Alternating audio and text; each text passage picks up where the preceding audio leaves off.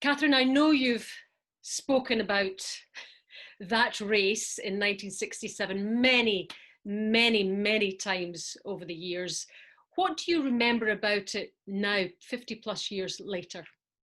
Yes, it's been 53 years, Alison, and thank you very much for having me tonight. I'm delighted to be here to meet all these wonderful women and to tell that story, because you know what, it's an eternal story of, of a girl who only wanted to run and suddenly was attacked in the Boston Marathon by an angry official who tried to throw me out of the race simply because I was a girl, a woman. And I recall it now, 53 years later, as looking at the picture and seeing my face in the photographs and saying, how did that girl have the courage to decide she was going to finish the race anyway? Because the moment that the official attacked me, I was absolutely terrified. I mean, he blindsided me. He came from behind. I saw a press truck in front of me, and he came off another truck alongside behind me and just was out of control. And so I made the decision to finish the race no matter how scared I was. And it was actually doing that which kind of cast my destiny. I mean, I could have walked off the course in humiliation and in fear, but I decided to finish. And that made all the difference in my life and gave me courage to do many other things. But set the context for us, Katherine, if you would, the context in the mid to late 60s about women in sport in general, I guess.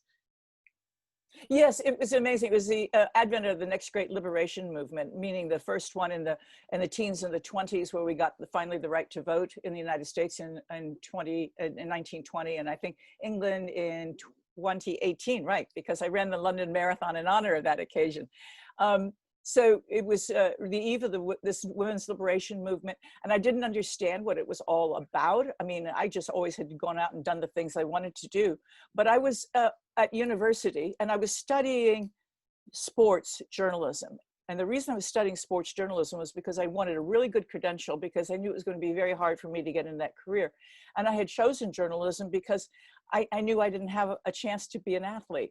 There were no sports whatsoever in our university for women. And men had 25 sports, and they all had scholarships. And I didn't see that that was weird. I thought that, well, most women just don't want to play sports, and that's their fault. And then I suddenly, the penny dropped really in that Boston Marathon. And I realized, oh my God, this is what it's all about, is that women are discouraged, first of all, from going into some place where they're not welcome.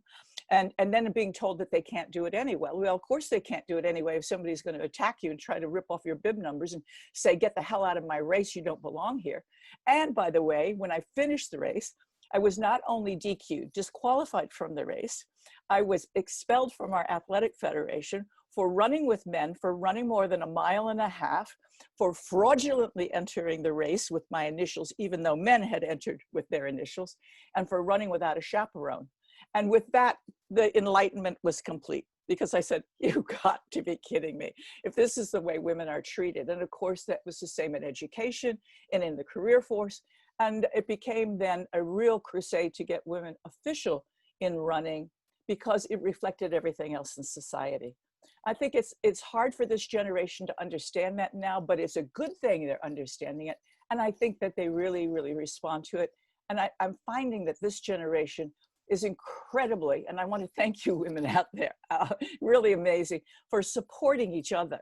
Because if we had had that kind of support many, many years ago, and all of the previous generations of women, if we had supported each other more strongly, I think we would be further ahead than we are now. But hey, we are doing it now. And that's the important thing.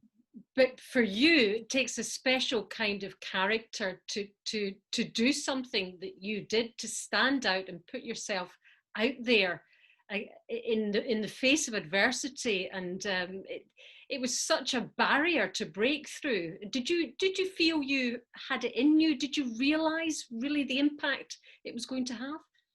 I didn't realize the impact, but I remember when I was training for the race, and the guy who was coaching me was a volunteer coach. He was a university mailman, believe it or not. He'd run 15 Boston marathons.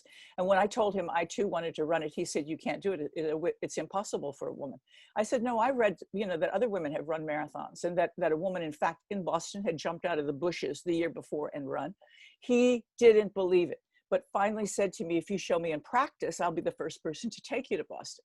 So I said, okay, I'm going to show you in practice. We went out to run the marathon one day, 26.2 miles. We finished the marathon distance. He said, oh, I'm so impressed. And I said, I don't think this was long enough. Let's run another 8K, another 5 miles. And we did. And at the end of that workout, 50 Ks, 31 miles, he passed out. And when he came to, he said, women have incredible potential and endurance and stamina, which is something, I mean, you Scottish women are proving as spades in ultra running. And we discovered this whole new universe. So when he said, okay, I promised I'd take you to Boston, he insisted I officially sign up. And I said, look, there's nothing about gender here. He said, of course not. Nobody would believe a woman could do this. And I said, but I'm going to be noticed if I'm wearing a bib number. And he said, I know, and I'm proud of you. I mean, here was a 50-year-old guy, a 19-year-old girl, and he completely was willing to put his reputation on the line for me. And I always say, you know, from kind hearts like that, you know, come amazing things. It was done. And when I got to Boston, all the guys were wonderful to me. I wish my wife would run. I wish my girlfriend would run, give me some tips. So I didn't expect any kind of animosity. I expected some heckling from spectators, because I was used to that when I was out running. And I expected some scorn from officials, but nothing like violence. So, but I was buoyed by the fact that I had run 31 miles. And I'll tell you the truth, Alison, I'd been running since I was 12 years old. And every day I ran, I've been running for 62 years now. And every day I run, I have a victory under my belt that nobody can take away from me. It's magic. And I, you know, by the time I got to Boston, age 20 then, I had been running for 8 years. So I felt, hey, I'm limitless. I'm fearless. I'm going to do this. I felt on top of the world. Yeah, you'd found your thing very early on. Can we just drop it? The chap that manhandled you, Jock Semple, was from Scotland, wasn't he? He was a Glaswegian, absolutely. He couldn't understand a word. He said, "You get the hell out of my race and get me those numbers." But what was his reasoning was he was an athlete himself, and he had a vision for the Boston Marathon, didn't he, and for athletics in general. Yeah, you know, I feel sort of sorry for him. We became best of friends, by the way. I'm going to fast forward on that. We became best of friends. I was just with him also a few hours before he died. I mean, forgiveness is really, really important. And I had forgiven him by the time I ran over Heartbreak Hill, for heaven's sakes. Yeah, he was called the angry overseer of the marathon because it was his baby. He protected it through the war years, and they wanted, you know, the people in Boston said, "Oh, let this crazy race go." He loved it, and he nurtured it and kept it alive. And so he didn't suffer people fools, because there were a lot of kids and college pranksters who would come and jump in the race, and people wearing signs saying "Eat at Joe's Bar and Grill" and try to get on the front page of the newspaper. And so he thought I was just another prankster. And he was tired. The weather was terrible. He was trying to get the race off on time, and he just lost it. I mean, he did have a short fuse, however. And he defended himself. He said he was absolutely in his right to attack me. He defended himself for 5 years. And during this 5-year period, we women had gotten together, kept running really well, and got official status in the Boston Marathon in 1972. And that really began to open the floodgates. And in terms of the floodgates, marathon running for women in the Olympic Games.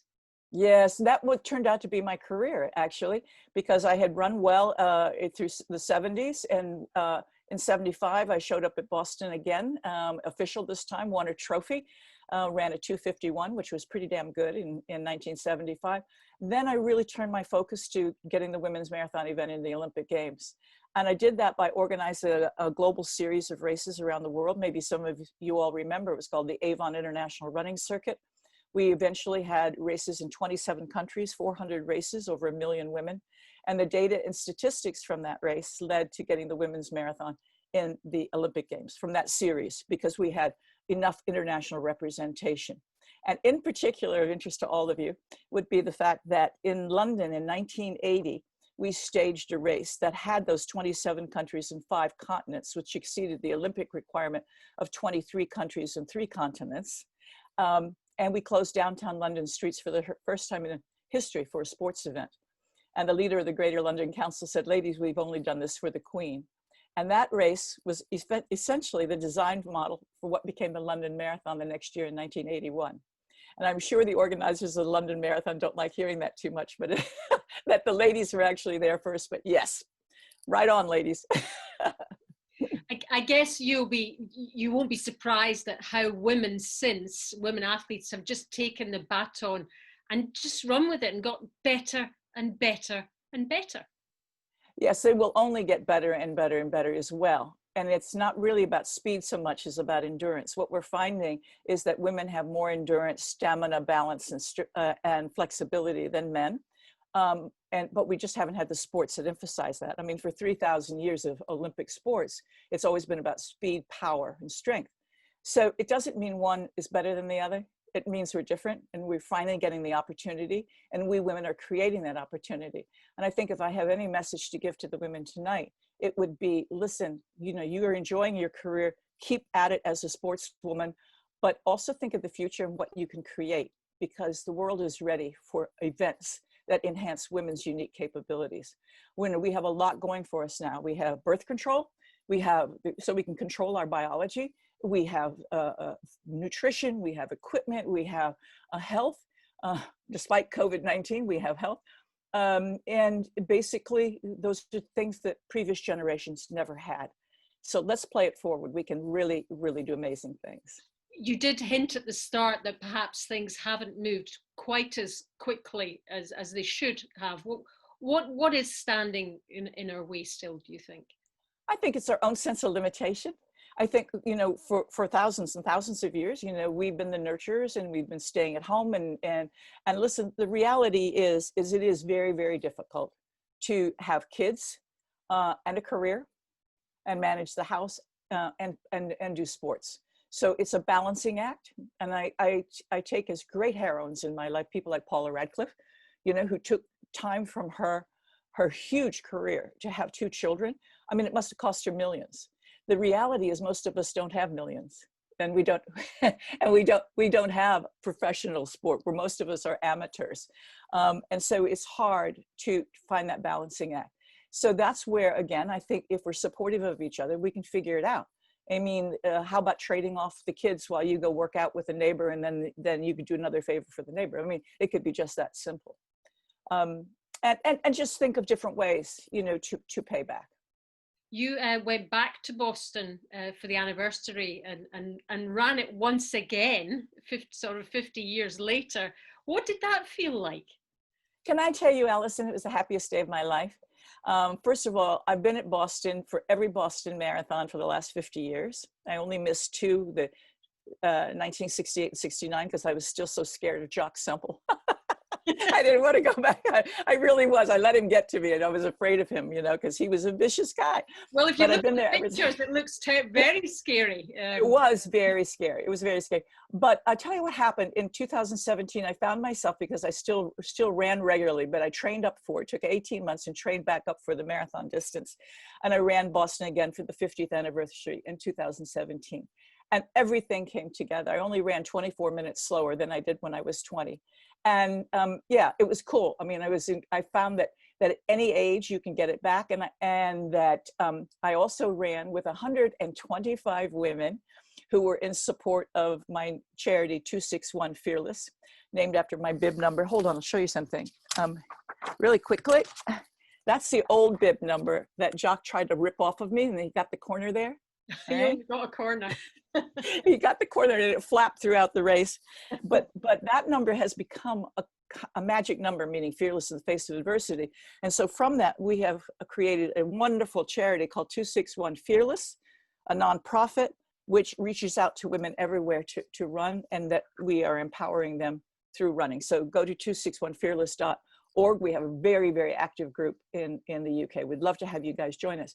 But what it felt like in 2017, just try to imagine that being the only woman to wear a bib number 50 years before, and getting a lot of mixed reaction from spectators especially, in 2017, I was surrounded by 13,500 women wearing bib numbers. The race was 50-50, and all along the route, hundreds and hundreds of people were holding up big signs like this that said, 261 fearless, go, yeah, and women's liberation, yeah, go for it. And just, coming down that finish line, it was like every athlete's dream, there on the finish line is Joanne Flaminio, the first woman president of the Boston Athletic Association in 135 years. And my husband, how we always had these romantic visions of finishing the race and kissing your lover. And we did too. So it was marvelous. And I have to say how grateful I am for my health. And grateful I am to still be able to run. But the reality is, and everybody should remember this, the more you do, the more you can do. I was 70, I'm 73 now, and I'm thinking seriously of doing it again when I'm 80. Why not? You're an incredible advert for what you do. How much training is your running your training? Is that how you do it? Sure. You don't get anywhere without work, as you know, Alison, whether it's journalism or sports. But as I get older, I actually got some professional advice on this. Realizing that, people don't do sit-ups anymore. They do things like planks, and those things have changed. But anyway, I run every other day and use the opposite days then to recover from the run, but also then to do core work. I do a lot of serious ab and core work and knee work and quad work. So you do TV, you've written books, you're a motivational speaker, you've created so many amazing things. Is there anything still that you want to try and achieve? What's your thing right now? Obviously the charity is very important, but what's your next thing, do you think? Alison, when you look around, most women in the world, most still live in a fearful situation. That is the reality, most. Right now, a hell of a lot of us are living in a fearful situation with COVID-19. We don't know what's going on, what's happening in our lives. The thing is just to keep on keeping on, and to come up with as many creative ideas as you can. So my dream is to give every woman in the world the opportunity to be free enough to put one foot in front of the other and have that sense of incredible fearlessness that comes from the cheap, easy, accessible and convenient means of running, because it's the base almost for every sport. And that's what I hope to do to reach them. Well, I have no doubt that you'll continue to make a massive impact on that. Thank you very much indeed for joining us this evening, Katherine. And when you're next in Scotland, please do come and see us and have a proper coffee or dinner rather than virtually away on the other side of the world in New Zealand. Oh, right. I think I would love to do that, Alison. I wish you all a wonderful evening. Have so much fun. Wish I was there to have a little scotch with you. And I'm sure a little bit of it's going down tonight. Have fun. Thank you.